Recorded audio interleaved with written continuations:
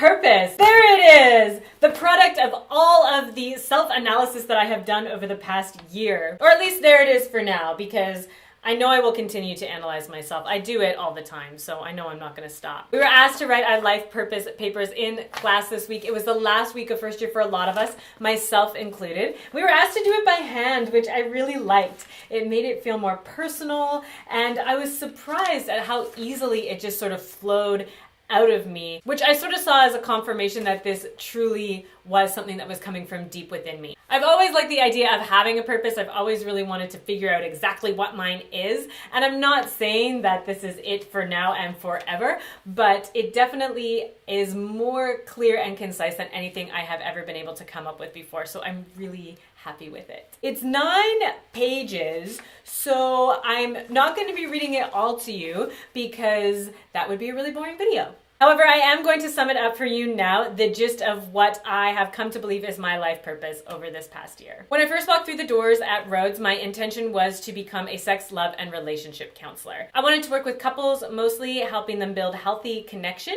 through communication, as well as give them some tips to help boost up their sex life. So now, I still do believe that I will be working in the realm of sex, love, and relationships. However, the longer I spent at Rhodes, the more I have now come to believe that although communication and information are incredibly important to overall well-being as well as your sex life, at the end of the day though, no matter how much you communicate and no matter how much information you ingest, sex is an embodied experience. Our physical bodies can hold so much emotional scarring and tension and pain that they can really stand in our way. So I have come to believe that the path to having the most blissful, life-altering, truly orgasmic sex life, whether that's by yourself or with a partner, is by connecting to your body, which in Western culture we have been very specifically trained not to do. So now, as opposed to working with couples, I think I would more prefer to work with individuals with a history of sexual abuse, whether that was physically inflicted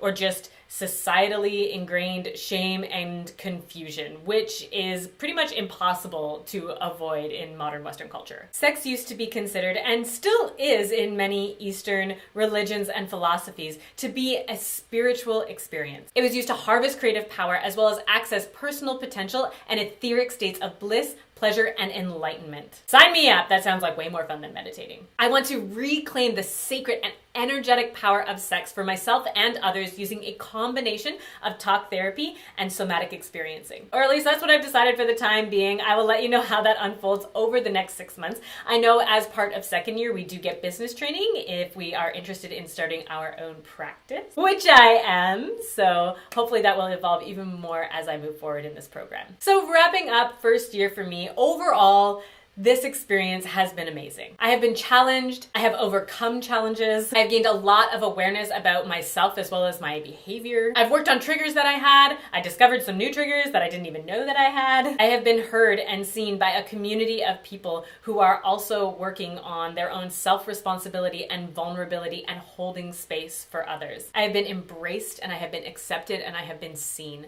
truly seen for who I am. And I've also learned who I truly am. I just feel more comfortable in my own skin. I never had a big aha moment or major breakthrough like some of my classmates did. It's been more of a slow evolution of me coming more and more into my authentic self. It's like I'm this more confident, clear, and certain version of myself that I always knew was there, but just didn't always show up. It's hard to explain, so you'll all just have to come to Rhodes and experience it for yourselves. It will be a life-changing experience. I can almost guarantee that you will walk out the door a different version of yourself than you were when you came in. Or maybe just an updated version. I'm like Kendra 2.0 now. Anyways, that is all I have for you today for a little lesson with a touch of insight. If you have any more questions about first year, experiential learning, or my own personal experience, feel free to message me on Facebook, or you can contact the school. I have included the number in the space below. And I will see you next week because my program runs 18 months solid. So even though I'm done first year,